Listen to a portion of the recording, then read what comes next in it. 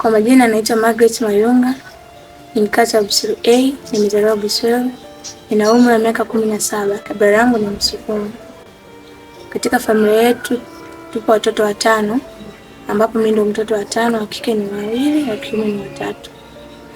Mimi nimebahatika kusoma hadi kidato cha 2, lakini sikuweza kufanikiwa kumaliza kidato cha 4. Kilichopelekea mimi nisiweze kumaliza shule, nilikuwa nikienda darasani, nikikaa ubaoni, sioni kinachoandikwa ubaoni na wala sielewi mwalimu anazungumza nini. Kwa sababu kutokana na mila na desturi, bibi yangu mimi alikuwa anahitaji nimalize shule. Alihitaji tu nibaki nyumbani nimsaidie kazi. Na mimi sikuweza kuhitaji. Kwa nikawa naenda shule, ukija mtihani, ukitokea mtihani nafanya, lakini sielewi wala sioni tu. Kwa hiyo nilijaribu sana kupambana, lakini mwisho siku nilishindwa. Nikasema kwamba ninapoteza muda wangu bila kwenda shuleni, sielewi wala sifanikiwi, ikabidi niache shule. Ndoto yangu mimi nilitamani sana kuja kuwa mchezaji mkubwa, nijulikane sehemu mbalimbali, sehemu tofauti. Lakini mpaka sasa sijaweza kufanikiwa kufikia ndoto zangu na malengo yangu. Wala sijaweza kupata mtu wa kuweza kunisaidia kuvuka daraja fulani kwenda sehemu fulani. Kilichonivutia sana mimi niweze kutamani kuwa mchezaji mkubwa ni kwamba kipindi niko primary tulikuwa tunapenda sana kushiriki UMISETA katika klabu mbalimbali. Kwa hiyo kipindi hicho nilikuwa bado mdogo, nilikuwa darasa la 4. Nikiwa nikaona wenzangu wanacheza wanafanikiwa, netball, mpira wa miguu, kukimbia.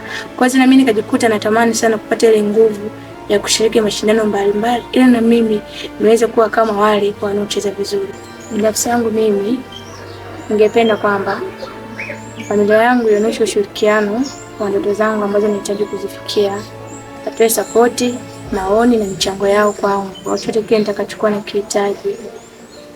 Wakifanya hivyo naweza nikafikia ndoto zangu na malengo yangu. Pia nilikuwa napenda kuwashauri mabinti wenzangu, vijana, kwamba unajua katika jamii yetu kuna mila na desturi ambazo zinatuzunguka katika familia au katika jamii. Tunahitaji kuzishinda hizo mila na desturi.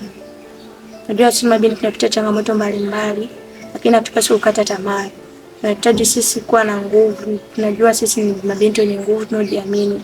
Tunaweza tukashinda hizo changamoto za kifamilia au za kijamii au mila na desturi kwa kwenda kueleza watu mbalimbali ambao wanaweza kukusikiliza na kufanya uweze kutatua changamoto zako na matatizo ulionayo na kuweza kufikia ndoto zako na malengo yako.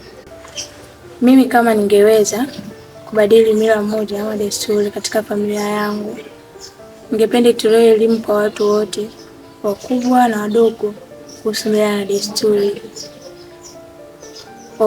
Kwa yule asiyefuata elimu hiyo, inabidi itolewe sheria kali kwa ajili ya watu ambao wameshindwa kufuata elimu ile iliyotolewa kwa ajili ya mila na desturi.